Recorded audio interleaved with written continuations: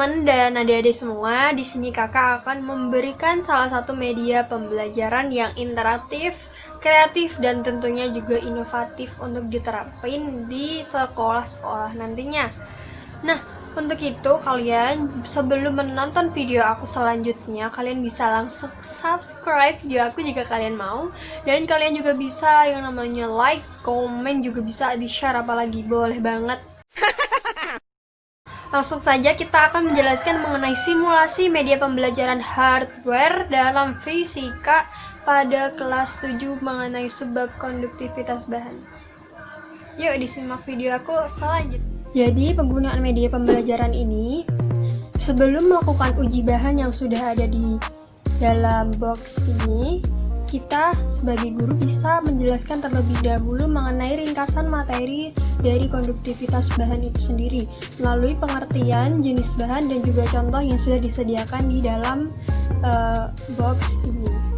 Nah, pertama kita bisa ngajarin yang namanya definisi dari konduktivitas bahan itu sendiri. Nah, konduktivitas bahan itu sendiri dapat dilihat dari definisi seperti ini.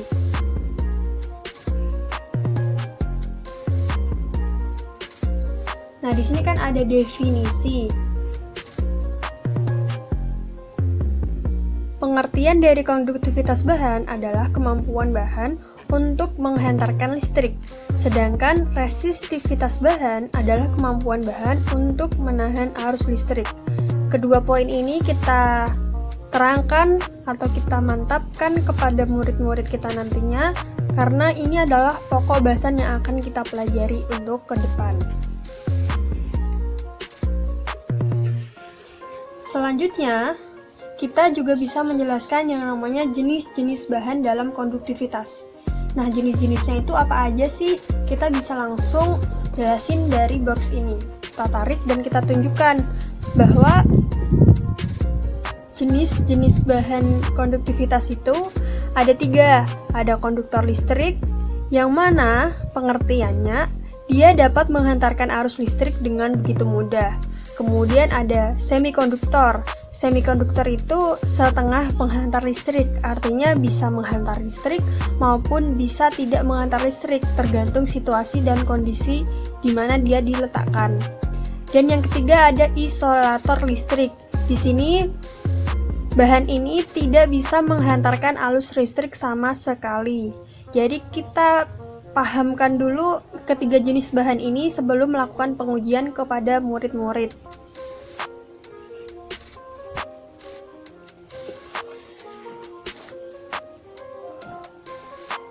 Selanjutnya di sini ada contoh.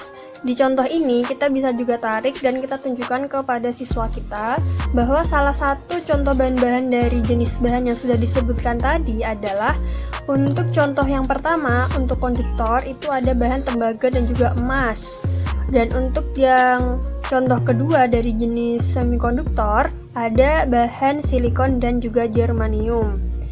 Kemudian dari bahan yang ketiga dari isolator listrik, bahannya adalah mika dan juga plastik. Nah, setelah kita memberikan pengetahuan awal kepada murid-murid, selanjutnya kita bisa melakukan pengujian bahan yang sudah ada di dalam box ini. Pertama, kita akan melakukan pengujian untuk jarum. Caranya, kita hanya meletakkan jarum ini di antara garis hubung kutub plus dan kutub negatif. Dan hasilnya adalah kipasnya berputar. Berarti jarum ini termasuk ke dalam jenis bahan konduktor listrik karena dapat menghantarkan listrik sehingga membuat kipas ini bergerak. Sekarang kita akan menguji jarum ini apakah dia bisa menghidupkan kipas atau tidak. Caranya sama dengan kita taruh di antara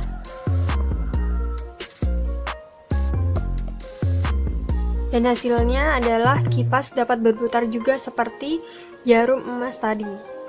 Intinya jarum ini termasuk ke dalam jenis bahan konduktor. Nah, untuk selanjutnya kita akan menguji yang namanya cotton bed. Nah, cotton bed ini kan terbuat dari plastik. Kita coba taruh di antara tempat pengujian.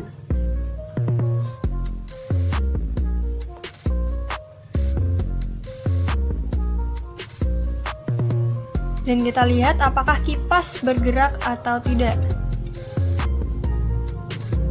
Tidak, berarti dapat disimpulkan bahwa cotton bed ini tidak termasuk bahan konduktor, tetapi termasuk bahan isolator karena tidak dapat menghantarkan arus listrik. Untuk bahan yang semikonduktor, ini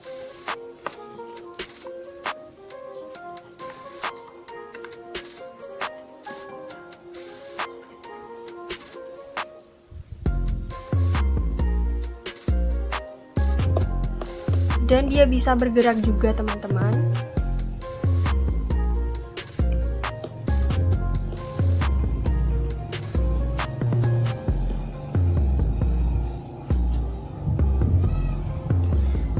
Nah, dari uji bahan tersebut kita sudah dapat memberikan pengertian dan pemahaman lebih mendalam kepada teman-teman, kepada murid-murid kita nantinya.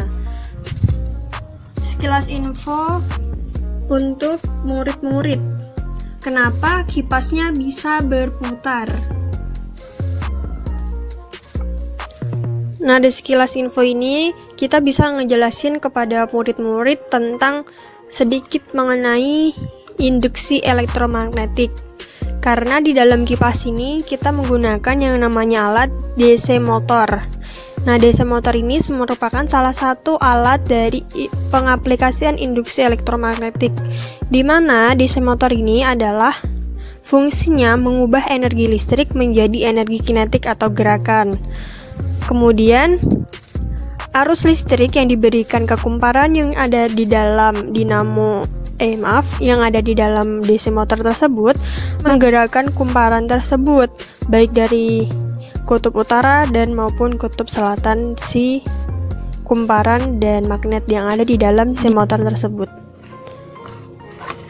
Jadi teman-teman, itu tadi adalah bentuk simulasi dari media hardware yang aku buat dan aku rancang untuk kalian, untuk para siswa-siswa dan murid-murid nantinya pada saat memulai pembelajaran baru di suasana baru nantinya ya, bisa tetap semangat dan juga tetap kreatif dan juga inovatif tentunya. Dan sekian video dari aku, jangan lupa ya ditonton terus video-video aku selanjutnya.